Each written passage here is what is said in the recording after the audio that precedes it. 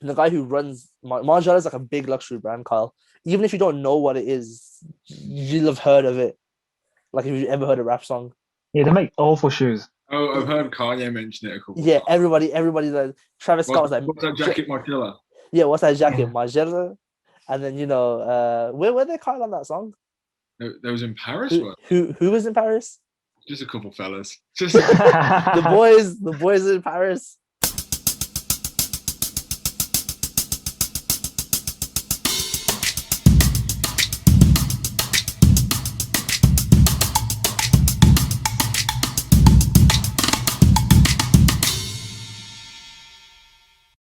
Hello, everyone, and welcome back to the Letterboxd 250 podcast. I am your host, Kyle. Of course, I'm joined by. You already know me, Big Sheez, Big Sharik. You know, if you know me personally, when you see me out in Texas, call me Sheez the Stallion. You know the vibes. Still the big father. Everybody loves me. The pod father. You know, Mr. Scene Tenant twice, understood it the first time. Shh. And Simon. every week it hits. Every week it hits. How are you two? Are you okay? I'm great. I'm joined by Mickey today. I'm all right now. I feel good today. I'm excited. I'll be looking forward to the pod. Joined by this bottle of water. They don't pay us, so I can't show the name. But it's a bottle of water. And I'm joined by. Oh, no one. It's a metaphor. You're like, what's that weekend song? Alone again. So, guys, if you're new to the podcast, this is the podcast where each week we make our way through the Letterboxd 250 list. We've been on a bit of a streak recently. What have we seen? Heat was great. He was Yeah. fire. Heat was straight heat. We like Some Like It Hot. I thought that was a very hot film. Films you need Oh, this fire metaphor. Let's keep it going. Some like it hot. We liked it. We thought it was hot. Some did not. Okay, go back to the kitchen, bro. Some liked it hot. Some liked it not. Oh, Sherrick's rapping background is finally on display. Woo! Sherrick, do you want to plug any of your work, your previous work? My previous work, obviously, Street Smell, but the classic that is Gross Sexy 2. Young Sandwich Tapes, too many to count, honestly. I think there was two. I think there was two Young Sandwich tapes. No, I know this. You know what? I'm not going to play fake humble no more. I know I play fake humble. I know I'd be very humble on this podcast, right? 2 Young Sandwich Tapes, 2 Gross Sexies, Gross Sexy 3 soon come. And yeah. No clarification on any, no clarification on anything. I'm just gonna say it like people know.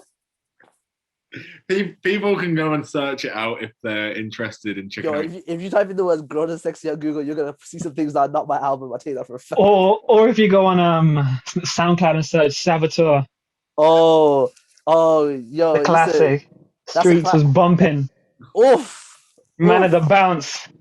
You know what I mean? Sure.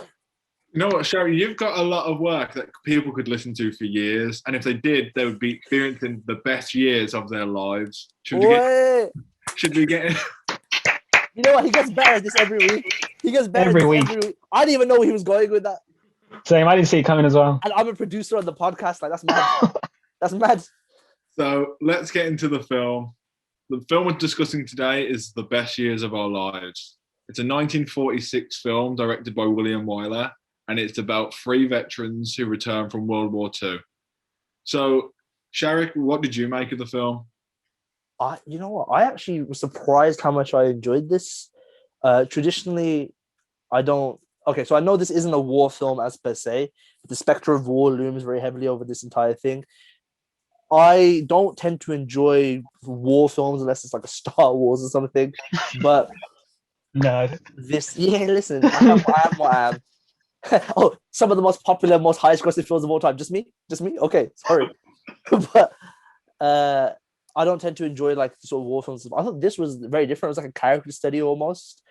And it was for something that was almost 3 hours. Like it was like 2 minutes away from being 3 hours. This was endlessly watchable. I really enjoyed it. I just thought it was fascinating.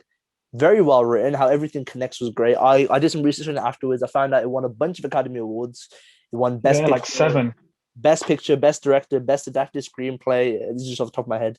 Frederick March won for Best Actor. He played the rich one, the banker. I forgot his name now off the top of my head. I know one was called Homer. The guy with the hooks was Homer. Al, Fred. Frank. Wasn't it not Frank? Friedrich. No, it wasn't Friedrich. Frank.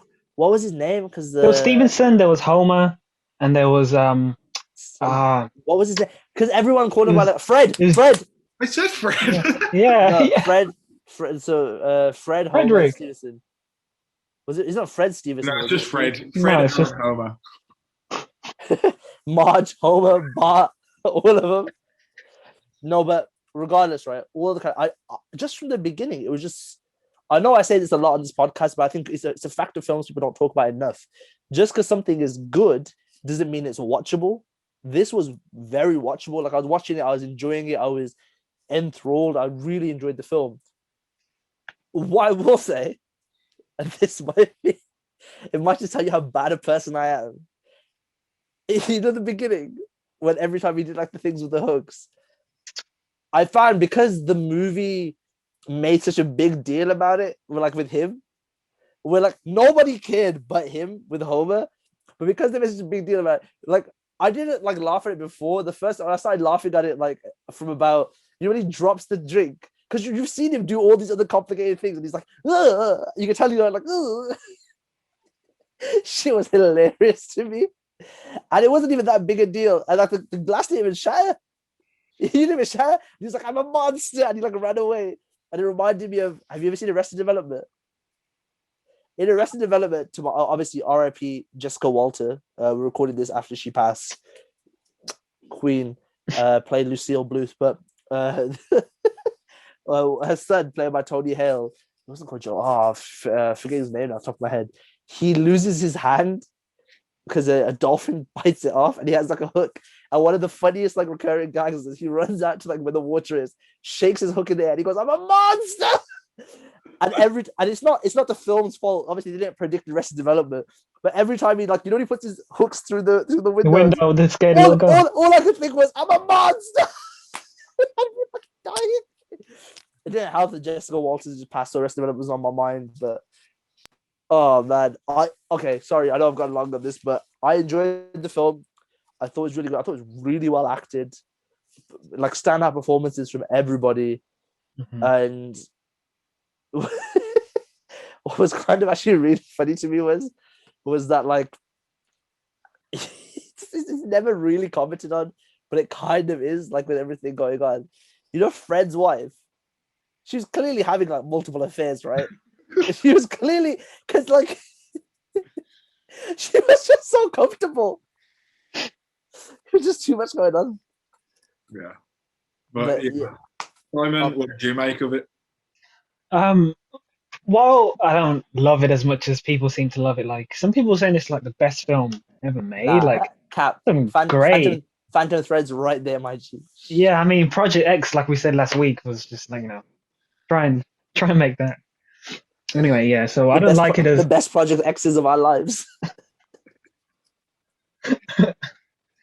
Yeah, but it's one of them ones where I can appreciate it, especially for its time, and I like the fact that it was a critical, vulnerable character study, like you said, of post-war reintegration and PTSD, and by extension, war itself, because it's not really a pro-war film. There's moments even when yeah, it's pretty much, but not so much, because you know what? It's not actually so explicitly anti-war. Turns out the director, he actually enlisted to serve in the army as a videographer. So he was kind of like he worked for the propaganda machine. So, but it's still, it told the line between anti-war and pro-war. If I may, Simon, just make a counterpoint to that.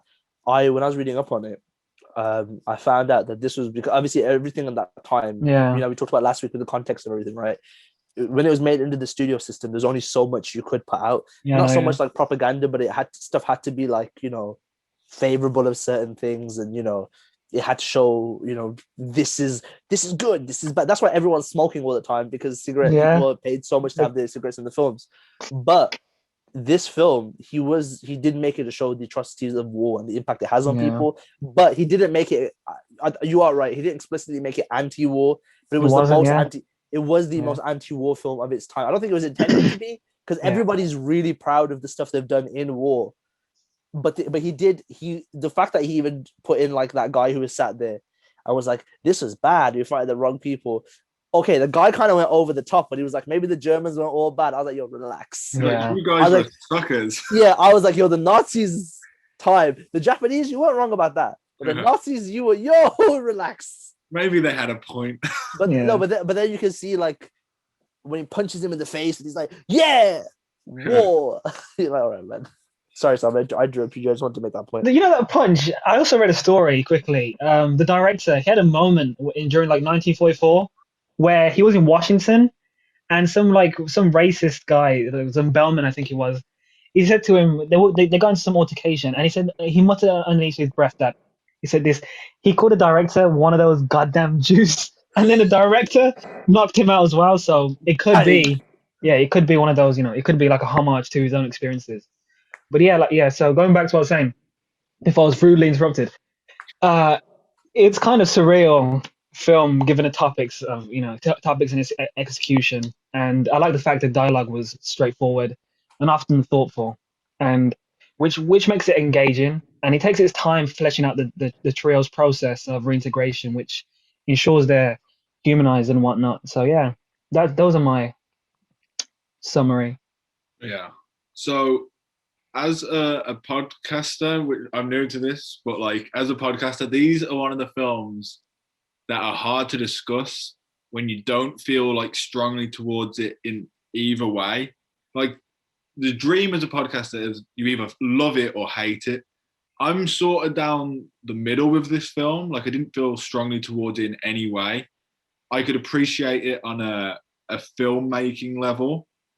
And the first act I really liked when they had initially come back, and it felt like it was commenting not more on the war, but how veterans are treated when they come back.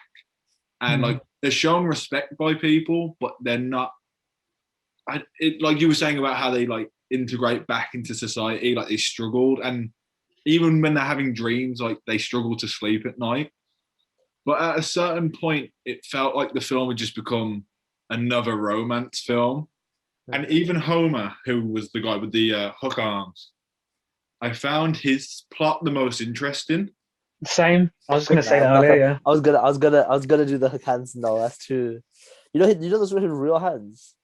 He's actually a real life paraplegic. Yeah, he was a real paraplegic. Yeah. I wasn't sure, and I was gonna Google it. They looked bad fake. They did look fake, and then they showed it. Like I was like, but it because I was very impressed how proficient he was with it. I was like, wow, he really did all the work. I was like, oh. So a couple things on that. So like I was saying, I found his plot the most interesting, but they spent the least time on it. Mm-hmm. Then also, I couldn't fully understand what they were going for with it, because they set up, he's worried that no one will love him, but he doesn't personally care. And then all of a sudden, everyone accepts him for it, but then he starts to care. See, that's exactly what I meant. Why I find it funny with his plotline, because it's every time he's not with his family, he is willing to laugh and joke. Like if a random stranger comes up to him, like I did, it was like, "Yo, can I ask you a personal question?" He's like, "How I got him," and he's like joking about it and stuff. He wants right? him to come so he can do his stand-up routine. He's doing like jokes and stuff, right? And then like this girl who's loved him for this whole time. He's been at war for like 4 years or something. Girls loved it the whole time. He's like, no, just because I can't put on my pajama top, I'm a monster. You're like, all right, bro, just sleep with it open. Like, it wasn't that big a deal. But you go first, and I was gonna say, just to counteract your point about his plot, I think his was resolved the neatest, purely because when you see him, I think the audiences already have like a predisposition to think that it's like, well, they're predisposed to think that it's going to be like he's got the worst life because he's got the hook hands. It's so evidently like from the very moment you see him, you're like, oh man, like you as an audience member automatically feel bad for him, and we're all guilty of it. Like I don't know about you two, but I definitely felt like when I saw him, I was like, oh man, and he was the most like chipper, apart from when he was at home shooting his gun. But like apart from that, like where was he shooting inside the garage, man? What the? Yo, he was just shooting this wooden thing. And Like, also, and kids are literally outside. yeah, he's like, oh, I'm so bad at shooting my gun. I'm like, yo, if you look at it, I paused it. I was like, yo, he really hit so many of those. I was like, whoa. I'm like, with the hook hands as well. I was like, whoa. But with his story, I think because we're predisposed to think that he's gonna have the worst time. When the way it worked out, and like when Fred went to see his family, I was like, you must live. Like, this is a shithole. They did. Yeah. They executed that very well because Yeah, I liked it. Yeah. didn't they ask to swap orders of the people who were dropped home? yeah, but he only asked to do that because Fred was the only one who was looking forward to going home. Like Frederick March is his real name. I forgot what it's called, but he was Stevenson, Al Stevenson. Al, my boy. Al You're right. Stevenson. Al was like ready to, like, he adjusted the fastest. Mm. Al apparently he was already alcoholic before, but he adjusted like He was the banker. he was the banker. He adjusted. Yeah, so it made sense because he was already like privileged in that compared to the other two. No, and he didn't do anything in the war. He constantly references Yeah. he did absolutely nothing in the war. Yeah. But yeah, on that topic, like it didn't fully explore like I wanted it to in their personal lives, which is surprising considering it was 2 hours 40 minutes. Do you really feel like it didn't explore their personal lives? It did to an extent. It never felt like it delved deep enough for me. How much deeper would you have liked it to go? I think I would have liked. Maybe I don't know how much they knew about PTSD at the time, but I think I would have. Probably would not have been a lot. That's because considering the time, like at the start of the film, they did delve into that, like with the nightmares and the way they struggled to adjust back into society. But I felt like I said earlier, once it got to like 40 minutes in, it's like, let's focus on this romance subplot, which could have been put in any other film. You know what? To be fair, but I think it's just because love was a thingy. Their relationships was a big it's a big it's like not motif, whatever. Yeah, basically, but it's like real life, and it's like relationships are a big part of anyone's life. You have to reintegrate back into it. So exactly, but also that's my point with what Kyle was saying. Sorry, I just remember what I was going to say. You know how you're saying you wanted to focus more on the PTSD. Maybe it's because I'm speaking from a 2021 perspective. It's 2021, damn. I'm speaking from a 20. Sorry, just dawned on me like a March. Maybe I'm speaking from like a 2021 perspective, right? But we've seen that so many times, done over again and again, and you even see those tropes into like that's such a popular trope now that even in like something like this as prevalent as like the superhero genre, right? You'll see it there. It happens everywhere. Iron Man 3. Iron Man 3, even Falcon Winter Soldier now. You know American Sniper, Lone Survivor. That's what I'm saying. And I'm not saying it's a bad thing. When it's done right, it's an amazing thing. But I think because I'd seen it so many times, I found this film refreshing. Because yes, it touched on the fact they have PTSD, but only one of them really does. The other one has like an emotional level of cripple. He has like a personal PTSD because of the hook hand. Well, actually, not even that, because he's okay with the hook hands. It's more with how people see him. And Fred's the one who's got like the real like PTSD, and his girl cheating on him. Damn, but I like that it focused on their lives and like gave you the delve into there. I didn't need like we all know the war was bad. You know what I mean? I don't need that. I've seen that, and yes, I agree with you. In the times, maybe this is all they knew about PTSD. It's all pretty groundbreaking for what it was. I was going to say, considering the time it was released as well, I've only just watched. This week I watched American Sniper for the first time, and considering it was Clint Eastwood, I was expecting it to be like war rocks, man. Like this is what everyone should aspire to see. That's letters to Jima. But this and the best years of our lives were surprisingly, like Simon said earlier, like anti-war. Considering thinking back then, like even growing up, I was always told like war, like they're heroes and that's the right way to live. Whereas like considering this was the 40s, right? Yeah. And you could imagine like how much macho and like how it was glamorized back then. This would have been groundbreaking. Yeah, it is pretty remarkable in hindsight. Yeah, it definitely is. Can I ask a question to both of you? I'm just kind of curious about, because you said something very interesting there. We said when you were like a kid, you were like shown like war was to be, the people are heroes and stuff. And I get that. That was really what people were trying to feed to you, and your own personal beliefs about it don't. No, because that's what people were trying to say in it. And if you had like some people were like, Bush did it's all true, but like fake weapons, mass destruction, whatever. We're not a political podcast, but. We're not. We can be though. We can be. We'll go into it. We'll go into it later. But like when you were a kid and you watched Star Wars, right? Was not one of the main things you took away from it. Like war is so terrible. Yeah, it was anti-war as hell. That's what I'm saying. I feel like the messaging has been there since we were kids, and maybe that's somewhat. That's what I mean when I said in the beginning, like it was anti-war. Like it told the line between anti and pro-war. Yeah, just fine enough that it wasn't explicit, but you could clearly see it. When something like this comes out, this is what 1929.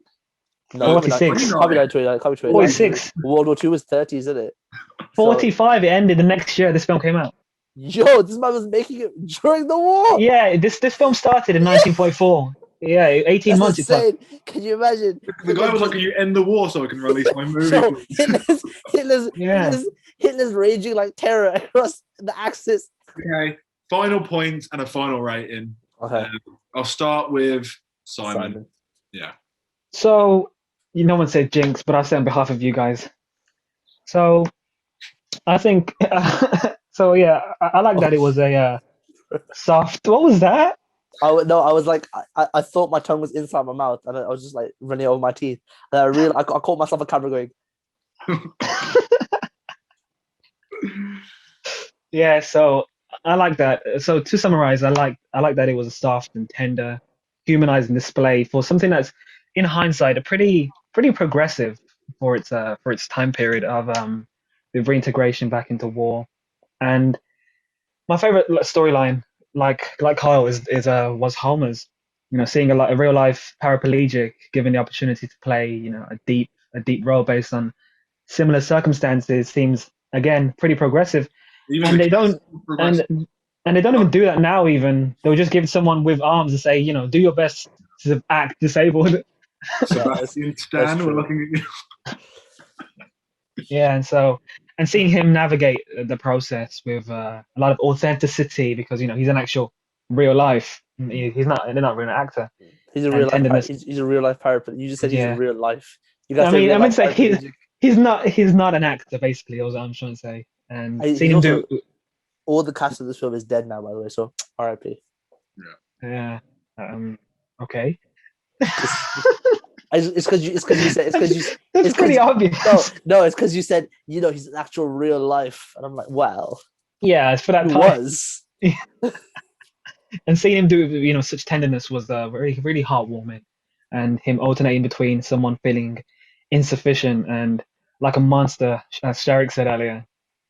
And as it turns out, he's the only person I think who's got 2 Oscars for the same role ever. They gave him a pity Oscar. For like veteran award, and he got one for supporting actor. The real Oscar. Then he won the real Oscar, and he's one of the only people who ever auctioned off Oscar. He said it's for his wife's medical bills, but there's no proof.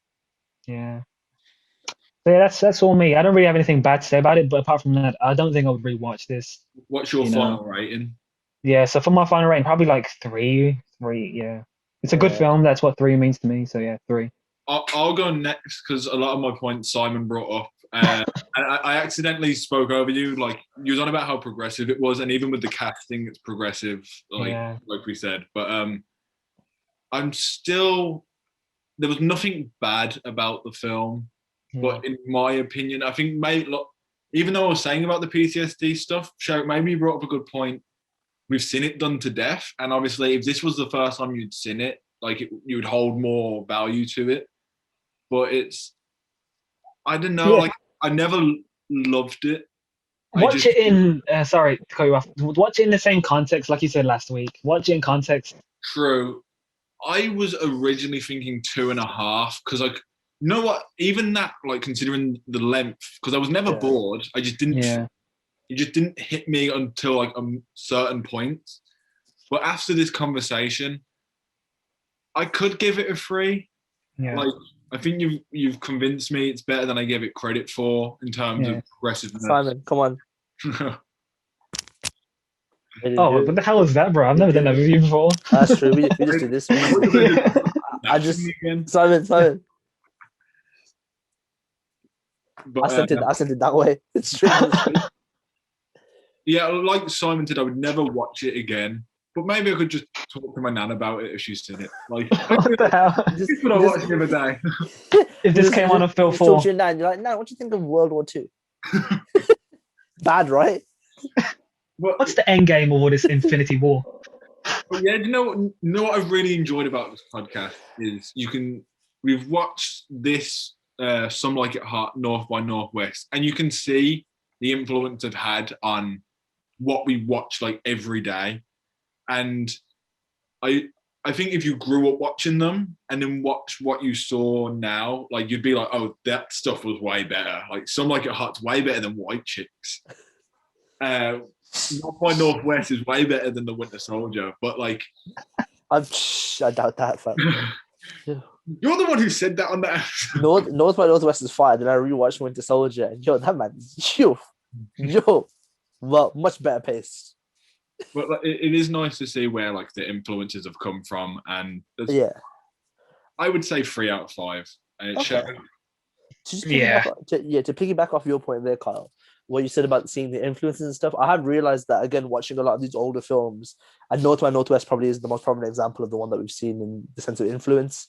And I guess Some Like It Hot had a lot of sort of stuff like comedically, some beats that hit. But what I found with this sort of going back is you do see it done a lot of times later on, and it kind of makes you appreciate things even more because we're nothing if not just the sum of our influences, right? No matter what we make, what we create, and we've all made different stuff here, and a lot of our ideas and stuff. For like, if you give me, for example, right, if I'm making like when we worked on the TV show, Carl, right, for example, me and Kyle was part of when I was making like a TV show for like university and stuff, right? Some of the examples I'd give to you be like, oh, this is kind of like da da da da. This is kind of, you know, when I'm like, I want this shot to kind of look like when I was like, oh, I want this to look like this robot or da da da da, or like whatever I want it to look like, right? It just to help you understand, and then we take it and do it our own way, as is everything. Everything just comes from influence begets more influence. And then say hypothetically somebody sees that show and I like the show that, you know, we made, and then someone's like, I want to look like da da da, and then so on, so forth, so forth, so forth. As the story goes, the wheel turns, you know, da da da da. But my thoughts on this film overall, I really enjoyed it. You guys both hit on a point I feel like we kind of don't talk about as much as we should. The rewatchability factor. I might have said this last time you both hit on the point, and then I said we don't talk about this as much as we should. I feel like I've said this before, but the rewatchability factor of a film is really important for me. Will I ever watch this again? No. Did I? That's just me being honest. You know what I mean? I've never bit my tongue on this podcast, even to my own personal detriment. But looking back on this film, I did really enjoy it. And Kyle, we talked about this last week when you told me the way a ranking works and how to like try and wind it all in and stuff. I'm willing to give this a 3.5. 3.5 to will I give it a 4? No, because I'll give a 4 to something I'd rewatch. You'd lean more towards a 4 than a 3. I'd lean more towards a 4 than a 3, but 4 would go towards something I would rewatch. I just wouldn't rewatch this, but that's not an indicator of how good this film is. Do I think it's the best film ever? Hell no. Spider-Man Homecoming much greater than this, but you know, not even comparable. This is both films. This was also, I think no one touched on this point. This is a melodrama, just like what Douglas Sirk would do, right? This is out of the melodramas I've seen. Because I watched a couple last year for class. This is, I think, one of the better ones because I felt myself a lot more invested in themes and stuff, and I think the genre piece of it being like in the sense of war, and it really worked. 3 out of 5. And speaking of what I thought of this film, I'd love to know what you guys thought about any other films you've seen this week. Let me check my letterbox. You guys go first. Once again, guys, fourth week in a row, because it was what, Tenet, Winter Soldier, Wonder Woman, 4th week in a row. Did you watch a film or? Well, Kyle, I watched a few films. Swag. It's the 3rd week because I saw Winter Soldier and Wonder Woman the same week. That was just last week. Okay, so since we last did this podcast, as I told you before, Alana refused to watch the Bucky ones, so we had one left. And it was, she told me I could tell you guys why she refused to watch the Bucky ones if you guys wish me to share the story, and I got permission. Mm-hmm. So we were talking once just by chance, and I was like, I want to rewatch The Winter Soldier. I haven't seen it in so long. And she was like, oh, I've never seen that one. And I was shocked because it's such a specific one, like in the middle, where I was like, how have you not? Because she's seen like the later ones. Like, how did you not see that one? I was like, how did you miss it? She's like, well, there's a couple I haven't seen. And she listed off like, I haven't seen it in the Iron Mans. I missed this, I missed that. And I was like, oh, okay. But when like, why that? And then she was like, because she saw the first Captain America. So I was like, why did you miss the second and the third? And then she goes to me, oh, I just hate the guy's name is Bucky. I was like, what? I was like, what do you mean? And she was just such a stupid name. I hate it. She goes, I just don't want to watch any of the Bucky ones. So I thought, okay, yeah, cool, whatever. We start watching Winter Soldier. We're halfway through Winter Soldier. She's loving it. She's never seen it before, so imagine going into that like brand new. And you remember how Winter Soldier changed the game the first time you saw it, where he's like doing, he beats people up in the elevator. So when she saw Endgame, she had no idea what the elevator thing meant. There's a lot of like callbacks she just didn't get. She's like, why? She's like, why does Tony? Why did they have beef? I was like, you haven't seen Civil War either. Like she didn't know. She didn't know these things. So we were watching it, and then she calls me halfway through Civil War. She texts me, and she's like, can I talk to you? It's really important. And when you get text like that from your partner, you're like, yo. Yeah. Like, it's over. What? Just come on. But she's gonna break up with me in the middle of Winter Soldier. Maybe by the end, but not during. It's such a captivating film. So she's like, can I call you? And I was like, yeah, sure. Pause the film. I was like, God, I hope she's okay. I hope, yeah, maybe one of her best friends was an assassin and it triggered something. I don't know. Like, you never know. So like, that's such a terrible word. But I don't know. It was my first thought in my mind in it. I call her. She's crying. She's sobbing, like actively sobbing. I'm like, oh my God, Bubs, are you okay? Like, is everything all right? And then she goes to me, I can't believe I didn't watch this film for so long. I was like, what you mean? She goes, this is so good. She's like, oh, my prejudices limited me. She goes, the real reason I didn't watch it is because I think he has such a stupid name. I couldn't bring myself to watch it. I was like, well, technically his name is James Buchanan Barnes. And she went, but it's Bucky. And she goes, when I was younger, there was Jacqueline Wilson books I didn't want to read. Like Hetty Feather. And I just burst out laughing. And that's the kind of boyfriend I am, because I was like, that's so dumb. I was like, you're so stupid. I was like, that's insane. I was like, what are you gonna? I was like, what? That's ridiculous. So, moving swiftly forward, we watched Civil War this week, and Civil War holds up. It's still very good. She preferred Winter Soldier to Civil War. I don't blame her. I think it's a fair choice. As an individual film, I understand. And when I thought about it as well, watching Civil War removed from the context of like, this is the latest Marvel movie, where like, and this is a fact, when it comes out, it's the most important one, because you're like, how does it link into how does it link into like, you know what I mean? And the reason I give you shit, Kyle, when I give you like jokes, I'm like, check the YouTube videos again. I was you, but I was like 15, so like not like a bad, you know what I mean? I was like, I used to do that like after Civil War and stuff. I get it. So like, I understand what, like, how come you're doing it? Like, could this lead to that? I do the theories. And now I'm just like, I'm still like that, but I'm like that with you guys. I'm not gonna go out of my way and be like, oh my God, Isaiah Bradley confirmed a Young Avengers. I don't care. But like, if it happens, it happens. If it doesn't, it doesn't. Like, you know what I mean? Like, I'm enjoying it. Happened by this point as well. Yeah, it'll already happen if it has or hasn't. Yeah. But watching Civil War out of like, the context, it's a great film. It's one of the better Avengers films, actually, because it's better than Avengers 1 and 2. But it's very much Civil War is a Captain America, not Civil War, Winter Soldier is a Captain America film. And it's great. This feels more like an Avengers one. Yes, there's like Captain America stuff going on. And Civil War is great. I don't know when's the last time you guys watched Winter Soldier. It's a better film overall. But do I prefer Civil War? Yes, but that's because of Spider-Man and like Black Panther. I have my biases. You see what I'm saying though? It's not anything to do with Captain America what makes it a better film. It's everything around it, and I do love that. So I watched that film. Just loved it again. This week we're going to be watching Doctor Strange, because we have a list of like for the ones she hasn't seen, and I want to rewatch as well. So Doctor Strange we're rewatching. The week after doing Captain Marvel, I can't remember anything about that film. I just remember the end credit scene, and the end credit scene was so good that we all pretended like the rest of the film was just as good. Tell me who the bad guy was right now in Captain Marvel. A Skrull. A Skrull and no, Skrulls were good guys. Oh, it was her teacher. Which what was his name? Jude Law. Everyone knows this. Yeah. But even then, I need to like rewatch it like properly. I think so. I'm You just gonna hate women. That's it. I You love just I hate love women. women. I watched Wonder Woman. Prove it.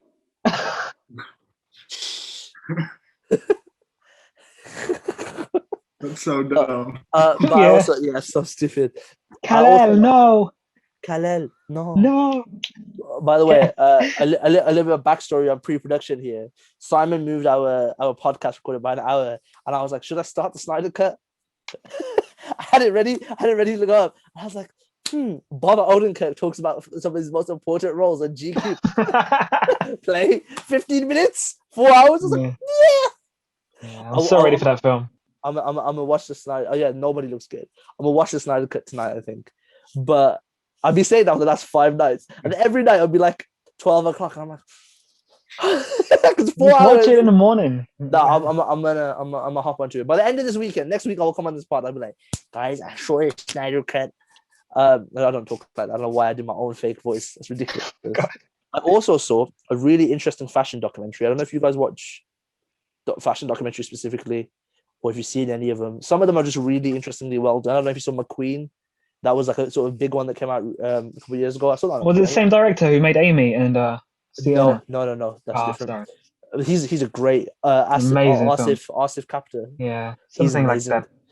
Yeah, but I saw this one's. It's a documentary. It's called "The Artist Is Absent." It looks at the brand Margiela. Of course, yeah. So the guy who's behind Maison Margiela, right? So the guy who runs Margiela is like a big luxury brand, Kyle. Even if you don't know what it is, you'll have heard of it. Like if you've ever heard a rap song. Yeah, they make awful shoes. Oh, I've heard Kanye mention it a couple. Yeah, everybody like Travis Scott was like, "What's that jacket, Margiela?" Yeah, what's that jacket, Yeah. Margiela? And then where were they, Kyle, on that song? There was in Paris. Who was in Paris? Just a couple fellas. Just the boys in Paris. But then, you know what the most funniest part was? It ends with the most interesting statement I've ever heard. Where like, just you're watching it and like it gives you all this like data you didn't really need. And you're like, yeah, his clothes were like this and these are stuff like this. You're like, this is interesting stuff. And I saw some interesting shots and they showed me some interesting stuff. And the funniest thing, by far, and this is the most hilarious last line. And then he disappeared forever. Nobody knows where he is. And then the credits just come up. Like, what? I was like, how are you going to just end with this? And also, whoever watched it, this came out like beginning of 2015, right? Well, it was like January, February, might have been in May, actually. It was in May 2015. They start playing Timmy Thompson's This House Is Not Our Home.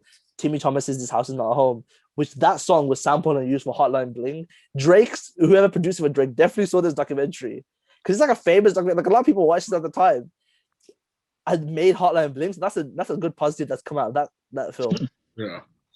But again, it was insane how it just ended. They were like, one day he just disappeared. I was like, what? And I Googled it. Good stuff, and then it just ends. Yeah, it just ended, and I Googled it. And it's just a casually accepted fact that he was like, I just don't know. Because even his models would hide their face, so people would just focus on the clothes. And then one day he just said, yeah, just like a show. Shout out to him, man. I want to do that. That's such a flex. I saw that, and I was like, I would love that. Yeah. I would love just to like. What made me laugh about it as well, right? Was I was wondering at the beginning, why is it called The Artist Is Absent? And I was like, oh, it must be because he just doesn't want to like show his face. And then it ends with he disappeared forever. And then I was like, oh, the artist is absent. I was like, he's absent. Please, Mr. West, no more today. I was like, whoa. Simon, what have you watched this week? This guy, I watched since we watched Some Like It Hot, I watched Erin Brockovich. So yeah, it's a great film. I gave it 4 out of 5. Steven Soderbergh has yet to disappoint me. How does it compare to his other stuff? Because I've liked everything but High Five. Yeah, so I'm looking at his thingy now on his account. I've watched. I mean, it's no Ocean's 12, but it's better than Ocean's 13. Yeah, it's one of his like most grounded films. It's pretty serious compared to everything else. The only one I can think of looking from here that's pretty serious is Five Blind Bird and Unsane. Everything else, he makes upbeat films. Didn't he drop Erin Brockovich and Crash the same year? Wait, He did, and he got I Oscar think nominated. He got Oscar nominated for both of them, and he's competing against himself in Best Director, Best Picture. Like yeah, a lot of the castmates were competing against each other in yeah. which I was like, and crazy enough, he's directing. We were like definitely producing the Oscars this year. And just to clarify, it's not Crash, it's Traffic, same thing. Traffic, same Yeah, same sort of. Crash, Traffic, same thing. Which one was Crash? Was Crash? Crash is by Don there's Cheadle? one David Cronenberg, there's one by Paul something. I think that's the famous one by Isn't Paul. Crash the one everyone hates? Like the Yeah, worst. that one Yeah. Best Picture. Yeah, that's And I think because yeah. when Green Book won, everyone said, "Is that another Crash?" And I was like, "Yeah, it's a terrible Crash." And I'm like, no, the movie. But yeah, let's wrap it up with full recommendations. I'm gonna throw it to Simon first. Ooh, I'm gonna keep it in line with this week's theme of war, and I'm gonna put forward one of the best war films ever, arguably the best war film, definitely the best war film in black and white. It's by Stanley Kubrick. It's his top three, and it's Times of Glory. Was it Path of Glory? I said, yeah, sorry, my bad. Yeah. Times of Glory, yeah. And so is it not called Full Metal Glory? that's. Oh my god! Eyes wide shut whilst the doctor shows. Eyes wide. Yeah. Yeah. Why do you recommend it? Basically, it's clearly an anti-war film. It shows the corruption, the corruption in war, and basically, it's about how the synopsis is pretty simple. It's basically a soldier's given an assignment to go and take a post with two other people. He says, "Nah, fuck that. I'm not going to do it. That's fucking hard to do." Him and his fellow people they get branded as cowards. Then they pretty much get put on the execution list, and it's basically the process of just him going from the beginning of saying no to his execution, and it's pretty surreal. I don't want to give too much away. I was gonna say, I think it comes up on the list at some point. So Yeah, pretty high up. Yeah, Ooh. nowhere near where we are now. we'll be there in a couple of years. Yeah, but- so we'll get there, Simon. We'll just start recording 6 podcasts a week once summer Yeah. comes in. Every single day. Sherrick, I'll throw it to you now. What do you recommend? Well, so the way Simon did there, where he linked the themes of the film, I'm not going to do that this week. I know I normally do. I'm not doing that this week. Instead, it's tacky, it's cheap. A lot of people have done that before. I'm going to move away from that. Instead, for my pick this week, I'm going to talk about one of the greatest comedies of the last 10 years. And I believe it's this director's masterpiece. I haven't seen all of his work, though, so, I'm a bit jaded. I'm going with 2014's Gone Girl. I know what you're thinking. I see a lot of confused faces in the room. Gone Girl, is that not a thriller? Yeah. Gone Girl. Yeah, that's just scary, bro. That's just fucked up. Gone Girl? Gone Girl is one of the funniest films. Ben Affleck is one of the greatest comedic actors of our time, and we do not give him the credit he deserved. He should have been. If they put that film in, if they put that film on the Golden Globes, right, and the comedy, you know how they did for like what was her new film, Rosamund Pike's new film, I Care a Lot. Yeah. Well, they did it to get out as well. I haven't seen it, but you had to put like other films into like comedy and like or musical. They should have put this and the comedy musical. Gaga is hilarious. This guy is such an eternal fuck up. Everything he does in this film, right? He takes a selfie. Literally outside the manhunt for his wife, with like everything setting up, right? He continues his affair like a fucking idiot, Oh my God. right? And then he like deads her off. It's just so funny. Everything he does in that film is hilarious, right? Oh my God, it's like he even does the exact same thing to Emily Ratajkowski, Emily Ratajkowski, right? It's the exact same thing to her that he does to Rosamund Pike, with like the sugar and stuff. And Rosamund Pike, I don't think she's not supposed to be funny, but her monologue and the way she does it always makes me laugh. She's like, "It's when I saw him there, that fucking bitch."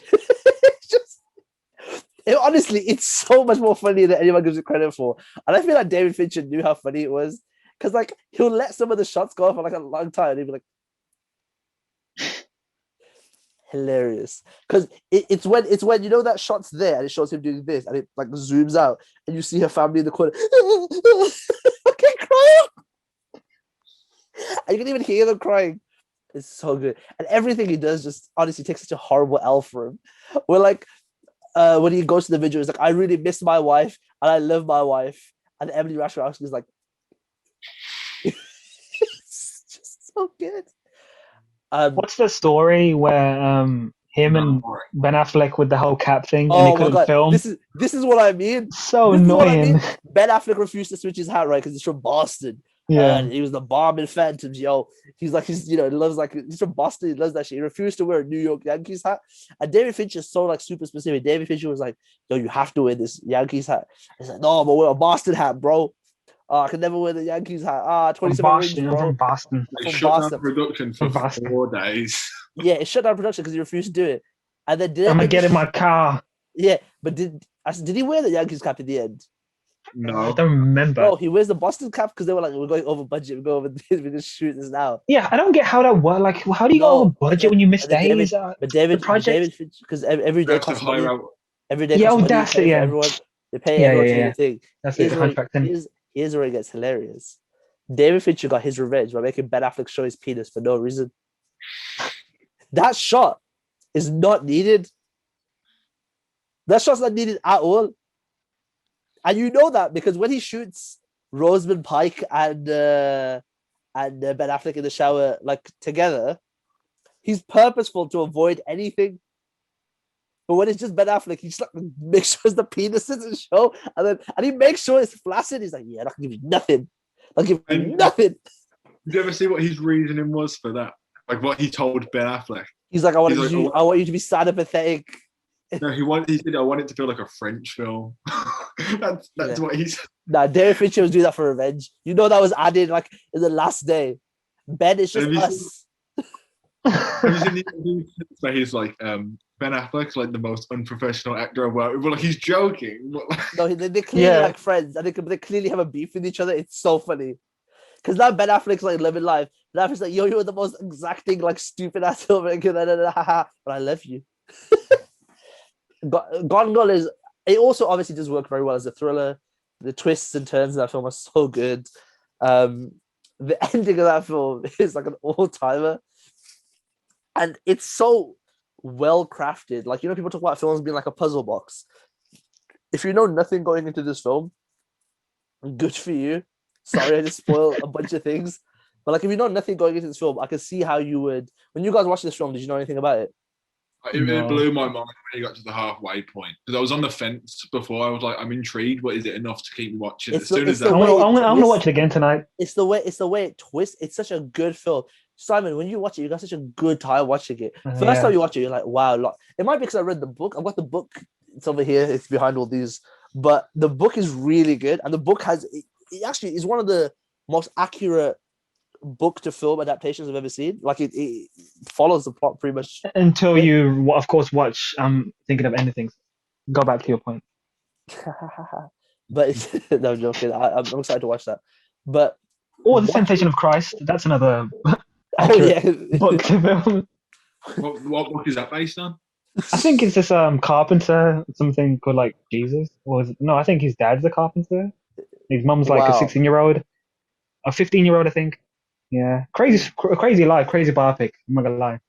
The last couple of weeks, I've nominated like comedies, and I thought, you know what, I was gonna go for a classic film to show like my cinephile card, but you know what? After you going on that monologue, I changed my pick. I'm going to put Argo. Last year, I didn't watch much, but this was the best film I saw. It's one of the best films I've ever seen. I'm about to watch Argo. You haven't seen it? Never seen it. 2012 Best Picture, I think it was. Was it 2012? Best Picture? 2013 Academy Awards Best Picture 2012. Yeah, okay. I know it won Best Picture, so it's about a US embassy in where is it? Iran. Iran. Well, it's I remember perfectly. And then a couple of people manage to escape, but they hide out in like the Australian embassy or somewhere. And there's no way for them to break in with to fly people over without it being obvious. So to fly over, these people fake that they're making a movie. and they're location scouting, and obviously they need somewhere sunny. Like they're saying, "Oh, this is going to be the new Star Wars," and they obviously need like a place like Tunisia or Saudi Arabia, like a sunny, sandy place, and it just mixes together like everything I like. Oh, I gotta watch this film. I never knew what it was about. All I know is the poster, and how it says based on a true story. And I just know like the joke about it. That's it. Yeah. That's all I know. Like the poster, like it looks like a completely different film than you expect. It looks like a spy thriller, but that's does what I always thought it was. It has like thriller aspects, but it's almost like a comedy. The thriller is like political. It's the final act is the tensest thing I've ever seen, and that's not like it's honestly the most tense like scenes I've ever seen in a film. I won't spoil it because if you haven't seen it, but it's just been added to Amazon Prime, and I don't have that. I don't support people who pee in bowls. But I wouldn't say it's Ben Affleck's best performance. That's in Phantoms, obviously. But no, Ben Affleck was the bomb in Phantoms, yo. No, it's in a Jane Silent Bob reboot. But that was a beautiful scene. Nothing. It's a flawless film. There's nothing wrong with it in any way. Yeah, and also it links to the war. The war, yo. So all of our films kind of link because Ben Affleck war. And then that's why the group recommendation, I think there's only one pick. You mentioned it earlier. I think we should go for Civil War. Oh, we gotta go for Civil War. Round it out perfectly. Yeah. We gotta catch another man from Boston, Chris Evans. And on that note, yo, bro, Iron Man. Yeah, okay, your parents are dead, bro. Okay, get over it. Get in my car. Get in my car. Yo, Iron Man, park the Quinjet in the German airport. Park the Quinjet in the German airport. I've been Kyle. You know who I have, fam.